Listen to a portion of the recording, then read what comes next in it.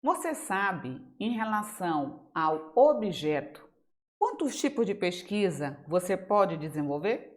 Não? Então, fica comigo, que depois da vinheta eu te explico.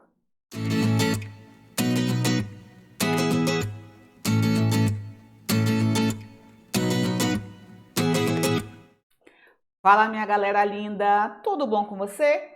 Guilhermina na área, seja bem-vindo, seja bem-vinda aqui a esse espaço que é todinho teu. Chega aqui. É tua primeira vez aqui conosco?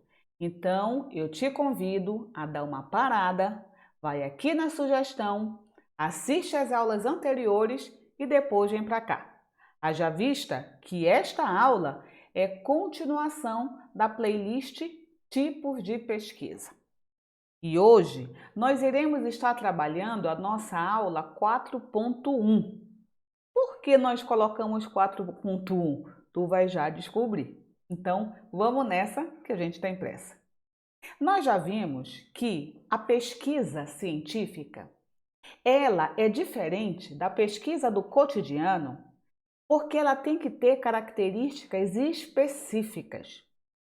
E as duas principais características que nós temos que ter enquanto procedimento científico são duas variáveis, são dois aspectos que não podem faltar no teu estudo.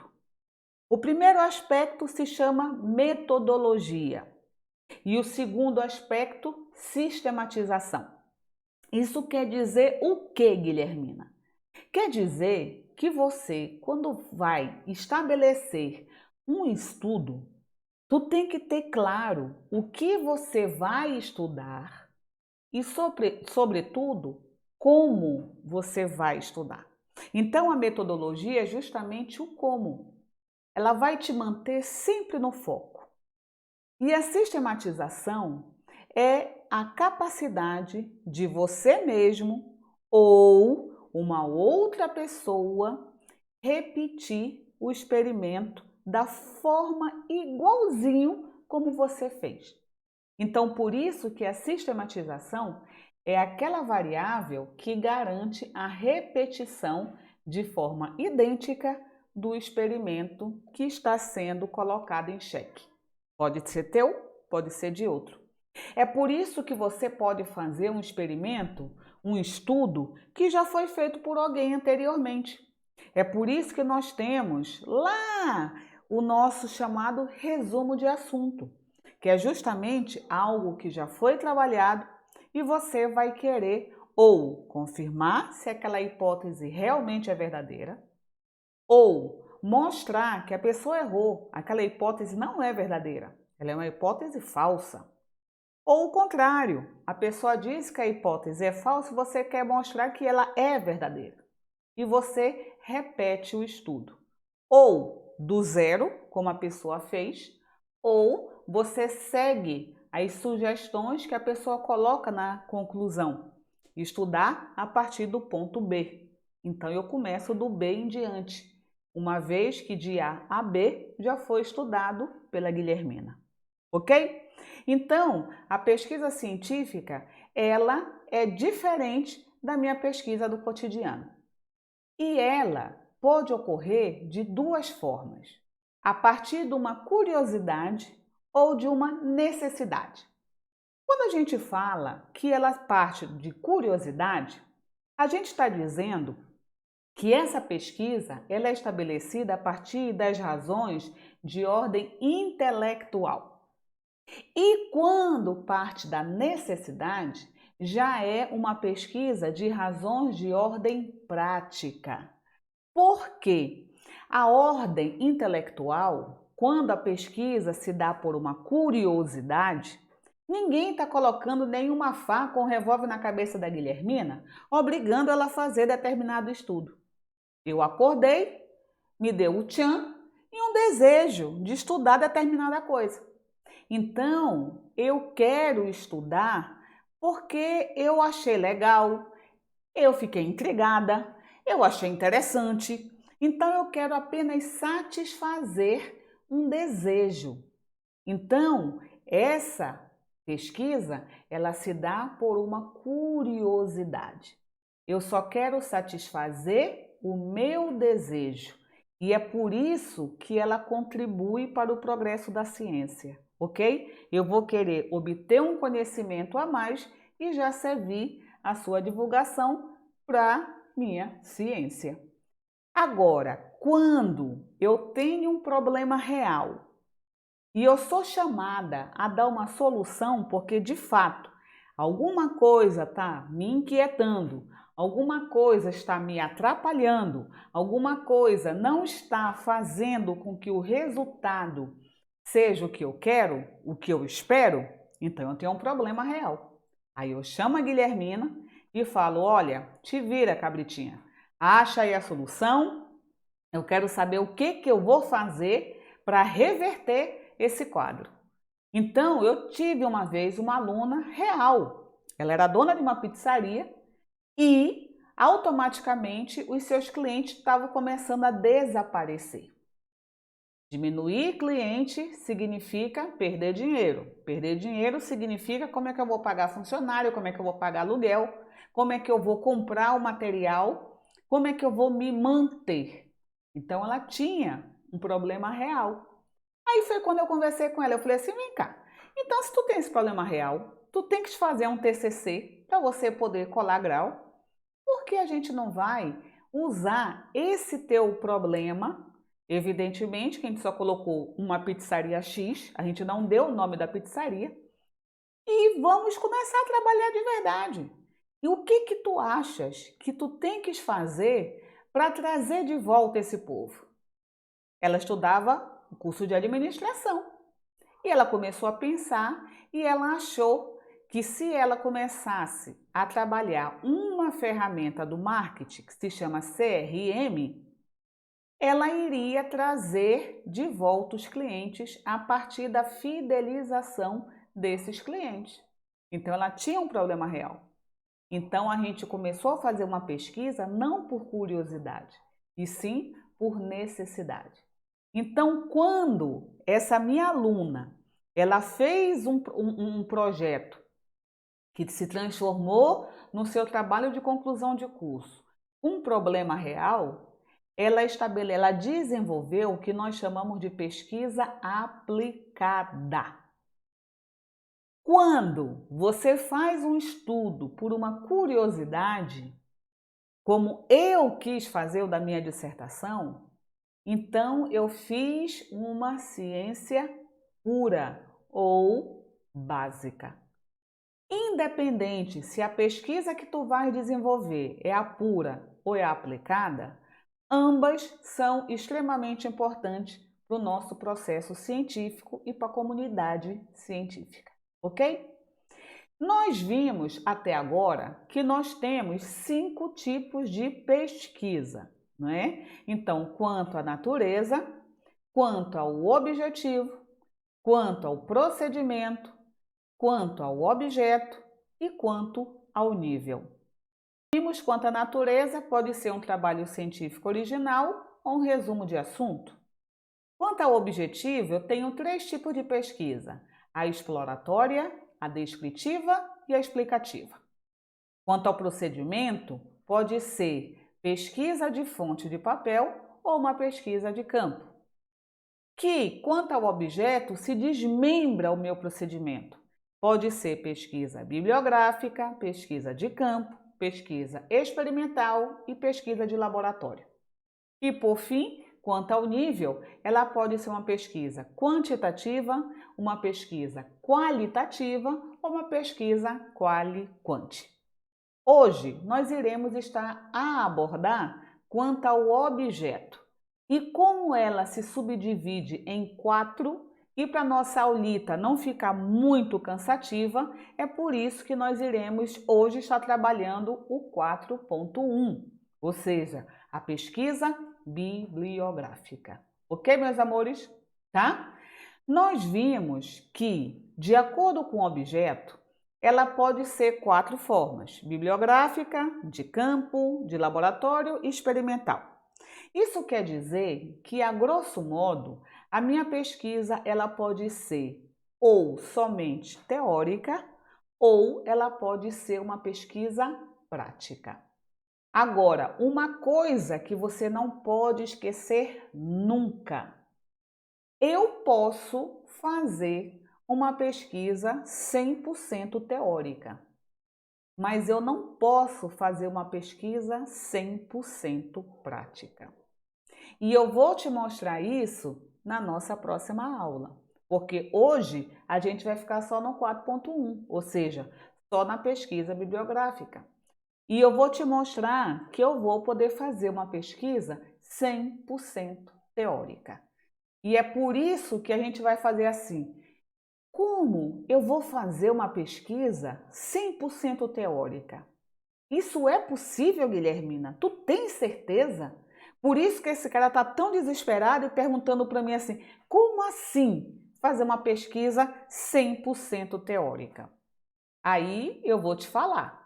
A pesquisa, quando tu falas que ela vai ser 100% teórica, você está dizendo para mim que você vai estruturar todo a tua monografia, teu TCC, em nível de graduação ou especialização, toda a tua dissertação ou toda a tua tese somente a partir de leituras de fonte primária ou fonte secundária. Pode ser só de fonte primária, só de fonte secundária ou fazendo a leitura de fonte tanto primária quanto secundária. O importante é a gente entender que a pesquisa 100% teórica, eu não tenho pesquisa de campo, eu não saio daqui para ir coletar informação de sujeito. Então, eu vou coletar as informações somente a partir de fonte, de material que foi publicado ou não. Ele vai estar no formato original ou não. Então, fonte primária, fonte secundária. Mas eu não vou fazer entrevista, eu não vou aplicar questionário, eu não vou aplicar formulário, ok? Tá? Então vai ser só eu, Guilhermina, e um monte de fonte informacional que eu vou coletar a partir da pesquisa exploratória. Aí eu vou verificar se o quantitativo equivale ao qualitativo, se vale a pena eu continuar com esse tema ou não. Mas vai ser só eu e o meu material.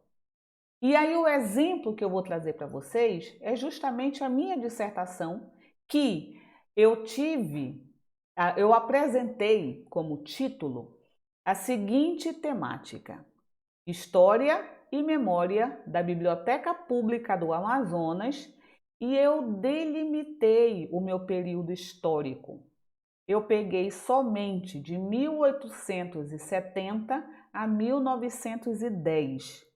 Por que eu delimitei nesse período? Porque a partir de 1896, Manaus começou a passar pelo processo de urbanização a partir da economia gomífera, da borracha.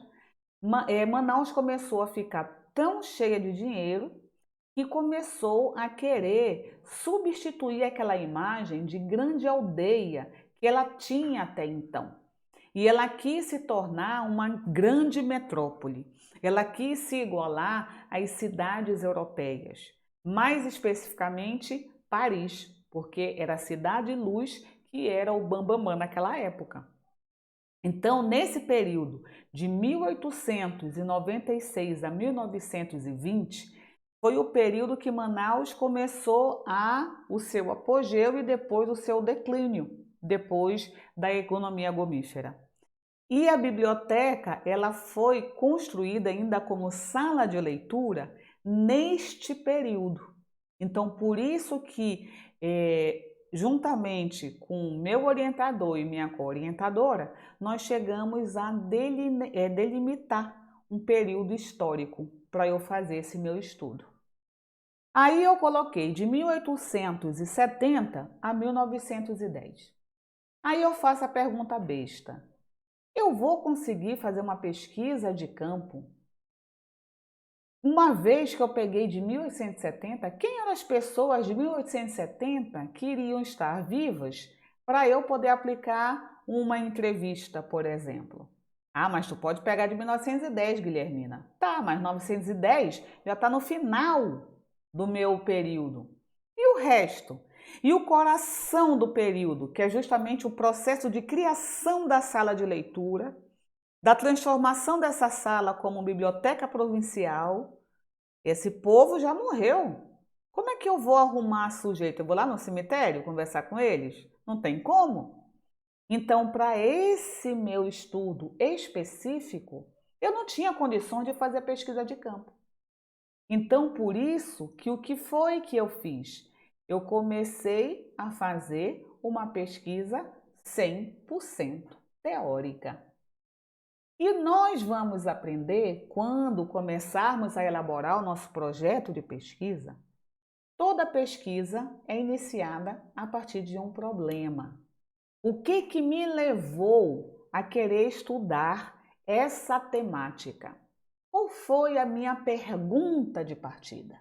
Então, a minha pergunta de partida foi o seguinte, meus amores.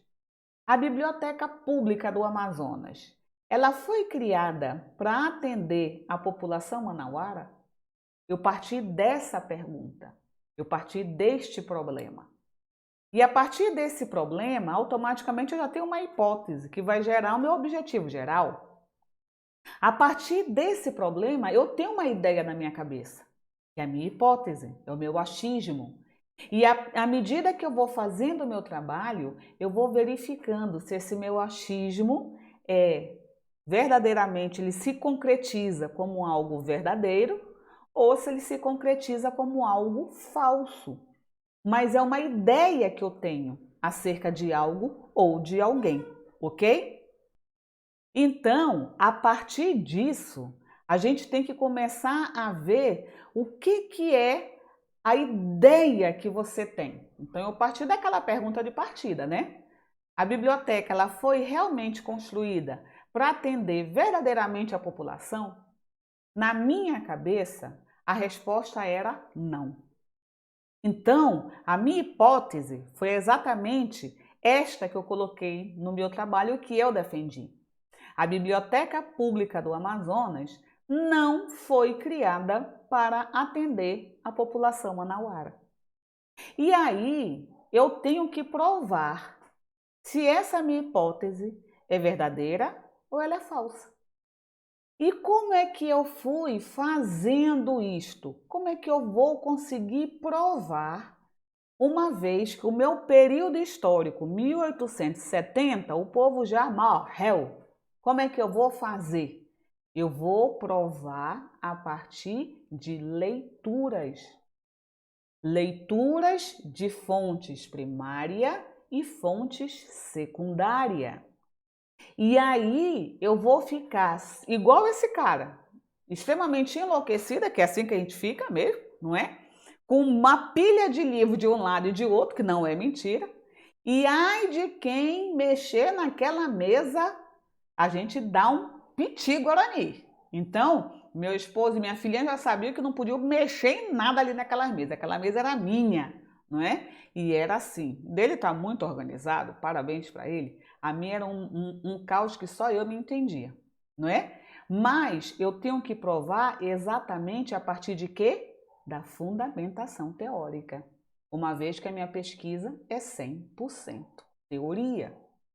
Então, quanto ao objeto, a minha dissertação tomou como base o que ele chama de pesquisa bibliográfica, ou seja, a pesquisa 100% teórica. Nós já sabemos que a pesquisa, quando fala que ela, quanto ao objeto, é uma pesquisa bibliográfica, na verdade, ele está envolvendo o que nós chamamos, que o nome correto é pesquisa de fonte de papel. Por quê? Porque eu vou ler tanto fonte primária quanto fonte secundária. Mas é tão enraizado dizer que a pesquisa 100% teórica é só uma pesquisa bibliográfica que a gente adota esse termo. Então, quanto ao objeto, a minha pesquisa é uma pesquisa bibliográfica. A partir da leitura de fontes primárias e secundárias. Mas a gente sabe que o nome certo agora, o correto seria pesquisa fonte de papel. Mas a gente amarra o nosso burro onde manda, não é isso que fala o ditado? Então, se a instituição considera a pesquisa teórica só com o nome de pesquisa bibliográfica, eu vou seguir a onda. Mas eu sei que se eu tiver a opção, eu coloco o nome correto, que é a pesquisa de fonte de papel. Que a pesquisa documentária, só para a gente lembrar, é aquela que se dá com fonte primária. E o que é mesmo fonte primária? É aquela ainda que está no formato original. Ainda não foi divulgada para o meio acadêmico. E ela é difícil acesso. Por isso que muitas fontes só estão em determinados lugares. E você tem que ir até ele, pedir permissão. Quando é o povo de história, vê se eu estou mentindo. Às vezes eles vão fazer um trabalho 100% histórico e o material que eles usam é tão raro, que a pessoa que vai manusear está com luva e a pessoa que pertence à instituição. Você não pode tocar. Por quê? Porque a tua mão, o suor, a tua mão vai danificar o papel. Então usa-se a luva. E a pessoa que vai folheando, e às vezes tem que folhear com todo amor e carinho, porque a obra é muito rara. E aí as pessoas, elas fazem esse tipo de pesquisa, isso é uma fonte original, não é? E aí o que que acontece? A fonte primária, ela tá, como a gente fala, não foi ainda levada para o meio acadêmico. Então, não foi publicada, ela não é de fácil acesso. Em contrapartida, a pesquisa bibliográfica já é o inverso. Ela já está divulgada para o meio científico. As pessoas já sabem que existe aquele assunto, aquela obra, aquele autor. Então, ela é mais fácil de ser encontrada, ok? Tá? O que foi que eu fiz enquanto aluna do meu mestrado, fazendo a minha dissertação para entender o período de Manaus em 1870 a 1910. Eu li manuscritos, e esses manuscritos só estavam dentro da biblioteca pública, então eu tive a permissão da biblioteca, da chefe da biblioteca, que na época se chamava coordenadora da biblioteca. Ela me autorizou a estudar tanto dentro da biblioteca quanto ler a documentação que tem lá no acervo da biblioteca. Então eu li manuscritos, eu li a legislação ainda à mão, com aquelas letras lindíssimas, ainda era no formato original. Eu também li alguns discursos. Quando o governador foi não sei o quê, quando foram inaugurar a biblioteca, qual foi o regulamento, não sei o quê. Então, discursos da época. Então, esse material é fonte primária. Ele não foi publicado, ele está lá, muito ainda no formato original propriamente dito, está com aquelas letras lindíssimas, não é? À mão ainda, né? Alguns documentos. Também li livro, monografia, que é o nome correto, né? Mas vamos colocar livro. Livros que falavam sobre biblioteca pública, que falavam sobre a cidade de Manaus. Eu li também artigos, não é? Então, peguei muito periódico que trabalha a questão qual é o papel da biblioteca pública, quando foi criada, piriri pororó. Eu li dissertações, eu li tese. E o pior de tudo, olha a loucura que eu fiz. É como o autor, se eu não me falha a memória, quem é Jesus? Eu não sei se é o Gil. Eu estou aqui com meus livrinhos aqui do lado. Eu não lembro se foi o Gil que colocou os pontos positivos e negativos da pesquisa bibliográfica. Se não foi o Gil, perdoe-me, mas eu não lembro qual é o autor.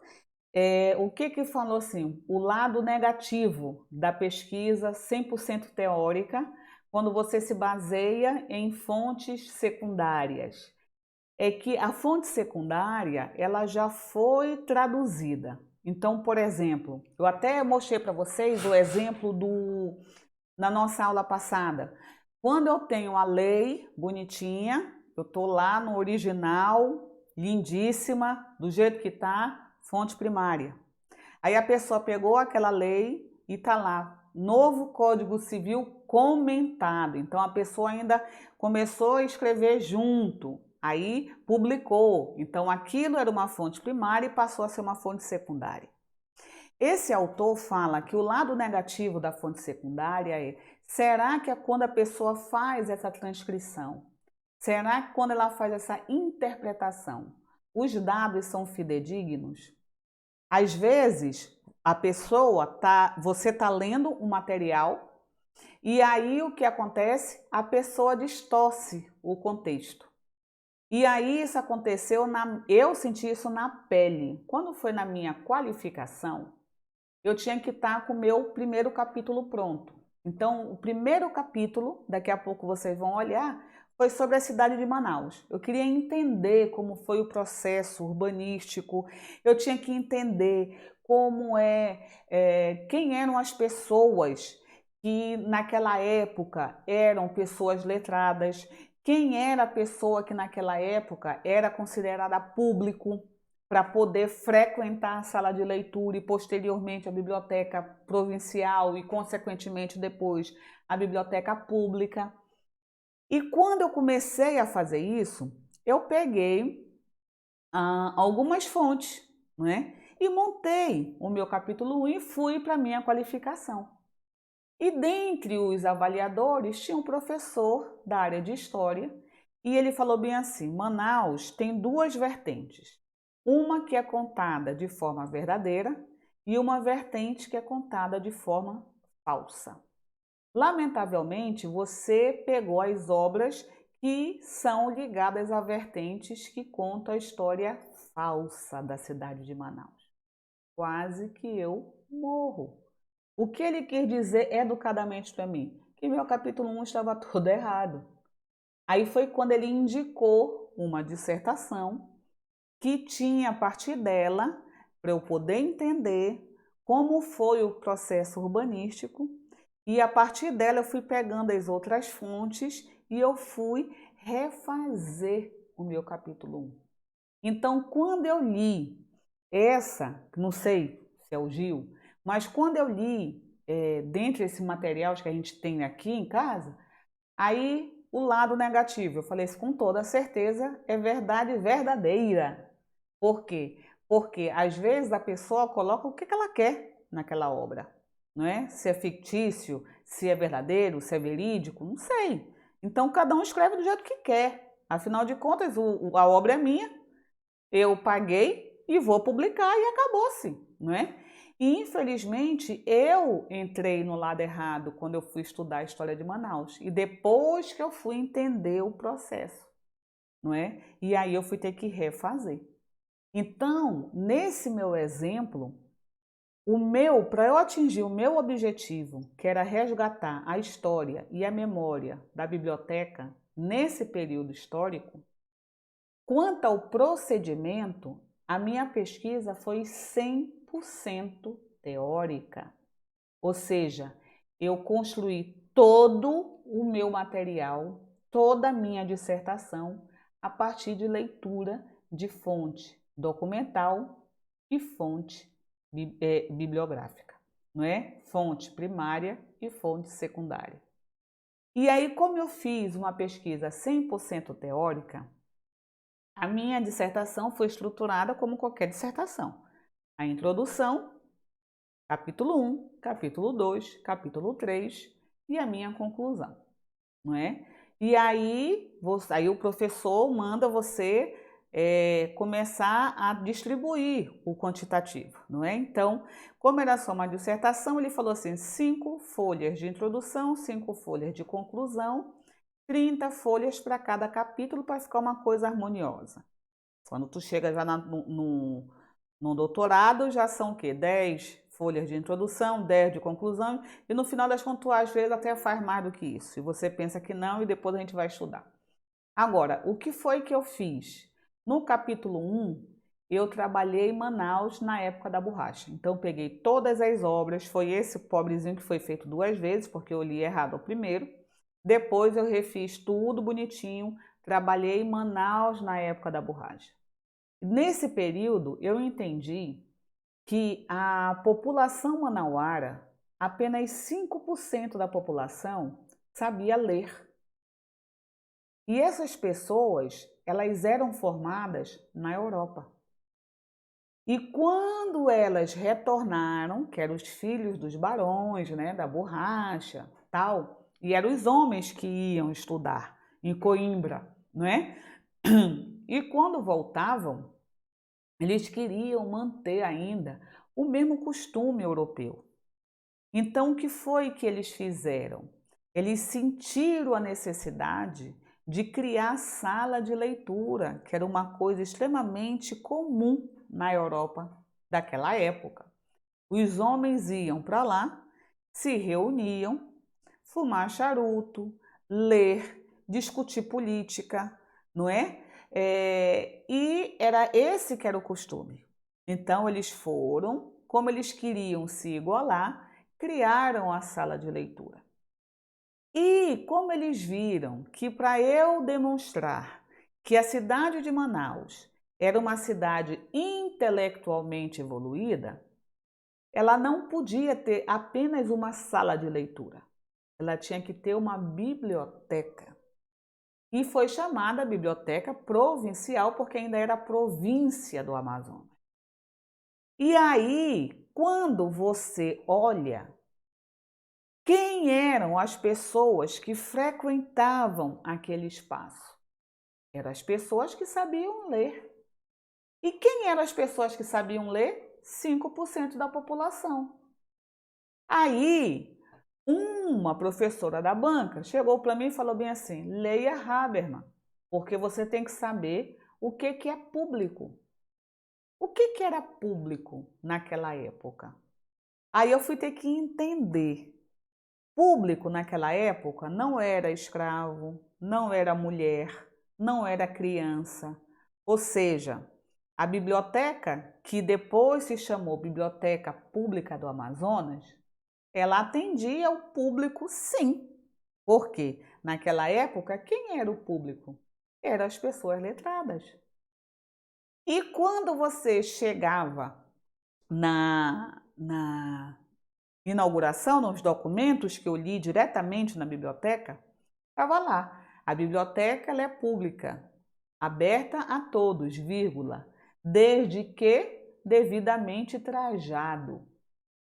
E aí eu falei assim, viu? Ela não é aberta para todo mundo, viu? Ela está discriminando, ela não estava virada para a população. Então era essa a ideia que eu tinha. Mas quando eu fui entender que o que era público e quem era o público, que era chamado naquela época, que era realmente mulher não era considerado, criança não era considerado, escravo não era considerado, pobre não era considerado, então significa, meus amores, que a biblioteca ela tinha sido aberta sim para o público, porque naquela época o público era somente as pessoas que andavam devidamente trajados. E eu só vou andar devidamente trajado se eu tiver condições financeiras para andar do mesmo estilo que as pessoas se vestiam na Europa. Um pobre não tinha condições de comprar um vestido da forma que era o vestido que as pessoas da elite manauara vestiam. Então, com base nisso, eu cheguei à seguinte conclusão: a minha hipótese era falsa. Por quê? Porque o público, na época de 1870, que quando se criou a sala de leitura e foi aos poucos se transformando em biblioteca provincial, ela atendia sim ao público. Porque naquela época o público não é o mesmo conceito do público que a gente considera hoje. Então eu não posso pensar no hoje se o meu período histórico de estudo é do ontem. Então eu tenho que voltar para o passado para entender. E eu fiz todo esse processo somente através de leitura. E eu provei que ela era sim aberta. Por isso que a minha hipótese era falsa. Por quê? Porque eu parti do princípio de que não era, uma vez que eu estava tendo como foco o público do jeito que eu pensava no ano de 1998, não é? Então, quando eu terminei a dissertação no ano 2000, eu mostrei que a minha hipótese era falsa. Ela estava, sim, aberta para o público, ok? Então, quanto ao objeto, eu posso fazer uma pesquisa 100% teórica, como eu fiz na minha dissertação, não é? Então, eu posso fazer, quanto ao objeto, uma pesquisa bibliográfica. E aí eu estou dizendo para o meu leitor que eu estou fazendo somente a partir de fundamentação teórica. Eu vou dialogar com os autores que eu estou lendo e mais a Guilhermina e faz aquela salada de fruta até a gente construir e chegar à conclusão se a hipótese é verdadeira ou falsa.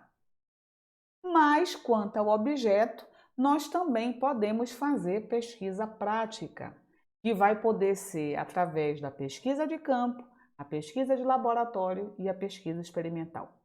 E assim como nós vamos estabelecer de forma separada, afinal de contas eu já tenho 37 minutos de aula, que eu nunca consigo falar pouco, né, gente? Então, a gente vai para o 4.2, pesquisa de campo, 4.3, pesquisa de laboratório e 4.4, a pesquisa experimental. Ok? Enfim, meus amores, chegamos ao final da nossa aulinha de hoje. Se você gostou, a gente sempre faz o mesmo pedido. Dá o teu like, se inscreve no nosso canal, ativa o sininho e principalmente nos siga nas redes sociais. Mas o mais importante é colocar nos comentários: gostou da aula? Não gostou? O que tem que melhorar? Como tem que melhorar? E caso você achou chibatinha, não esquece, compartilha com teus colegas. Afinal de contas, se esse material é importante para você, também vai ser importante para o teu colega ou para a tua colega. Espero que você fique bem, fique com Deus e até o nosso próximo encontro. Tchau, tchau!